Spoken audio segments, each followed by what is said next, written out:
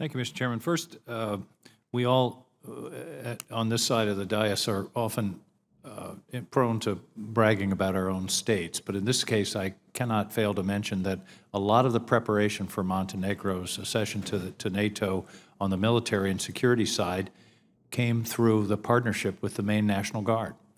We have been working with Montenegro since 2006, and I'm extremely proud of the work that our men and women have done in order to facilitate a very important geopolitical development. So I wanted to preface my remarks with a real recognition of the work that was done by those good people from Maine. I've often thought that if you woke up somebody in 1780 in England and said, when are you living? Very few would have said, oh, the Industrial Revolution. Or an Italian in 1500, oh, the Renaissance, of course. In other words, we're not really aware of the era in which we live. But listening to you today has helped me to focus my thinking. I think we're in a new era of conflict.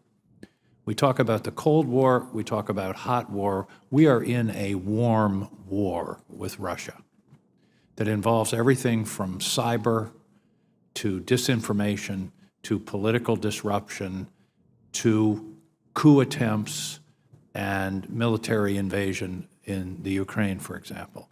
And I think that's a very important insight that we cannot just act like this is a continuation of what's gone on for the past 10 years or 20 years or 50 years. The second piece of that recognition, and this goes to your testimony, Mr. Wilson, you had a chilling observation I wrote down. The Kremlin has drawn its own lessons from the muted response of the free world. We are not treating this with the seriousness that it deserves. Mr. Bugajski, would you comment on those thoughts? Absolutely. The Kremlin knows that it cannot confront us directly. So it uses every available, if you like, soft power tool to conduct a campaign of subversion to divide and eventually dismantle the West. And I've actually put this in my statement. And this is an active strategy. Active strategy from the very top, around the presidential administration. There is a strategy. I mean, we've often heard that Putin is an opportunist. He uses opportunities to conduct his strategy. But there is a strategy, there is a purpose, there is an ambition. It doesn't necessarily mean Russia will be successful. In fact, many times, as we've seen in Montenegro, it's had the reverse effect. But they will be if we don't respond, if we don't We have to respond. We have to respond. We have to not only push back, I would say even further. I would say we have to go more on the offensive vis-a-vis Russia. Not militarily, but in the soft power tools. Where they use disinformation, we should use counter-disinformation. In other words, to inform the Russian public more accurately what the Russian government isn't telling them. Well, in 1999, we dismantled USIA, for example. A terrible geopolitical mistake, in my opinion. Absolutely, absolutely. I think VOA, RFE, any other tool of information that we have either at our disposal or that we fund, I think we should be helping. And throughout countries that are most vulnerable, we should be strengthening their institutions. And one of the main institutions is the free media. Also the social media, we haven't touched on this, but the social media, there are initiatives in different parts of Central Eastern Europe, for example, the elves in Lithuania that are fighting the trolls on the internet to get accurate information across. This is something we should be focusing on. We actually could learn quite a bit from the Central Europeans that are on the, let's say, the most vulnerable countries on the border of Russia. I've always thought it was ironic that we seem to be losing the information war and we're the people that invented Facebook and Hollywood. Precisely. Because they've subverted it and used it for their purposes. You know, none of these instruments are neutral, depends how they're used. We assume they're used for the right purposes, that people would be smarter and get more intelligent. That's not necessarily the case. In a few seconds, I want to go to a much more specific question. Mr. Wilson, we've been talking a lot about gas and energy as a geopolitical, not weapon isn't the right word, but a geopolitical force.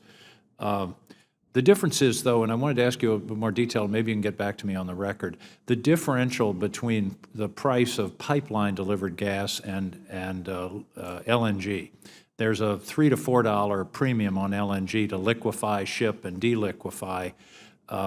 And my question is, can the Russians counter the LNG threat, if you will, simply by lowering the price of their pipeline-delivered gas, which currently in the U.S. at Henry Hub, I think, is about $3. So a brief answer, if you would, on that question. Yes, In other words, is LNG the weapon we think it, I hate to use the word weapon, the force that we think it might be because of the price differential delivered to the customer? Right. It does have an impact. I've just come back from Hungary, which is a particular challenge with this. What LNG has done in the region, both psychological, American LNG is in the game, and commercial.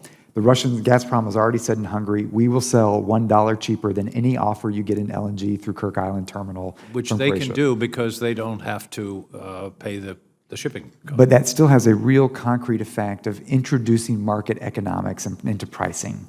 And frankly, if they are taking Russian gas, but they have an option of others, if the Russians are forced to play into the market, that's where we win. And that's the problem we have right now. And people are willing to make those pretty substantial capital investments for LNG liquefaction and deliquefaction. I would say it's not a simple answer. It took far, far too long to build the first LNG terminal to get this Kirk Island pipeline going. So it's not clean cut. This is partly why we've been focused on these infrastructure connections running north-south through Central and Eastern Europe, because the Soviets built everything west-east, and EU structural funds started to do east-west. There are these major gaps in the energy corridors running north-south through the eastern flank of our alliance, and that's a problem here. Thank you. Mr. Chairman, thank you. And I thank you for your holding this hearing. I think this is a very, very important hearing.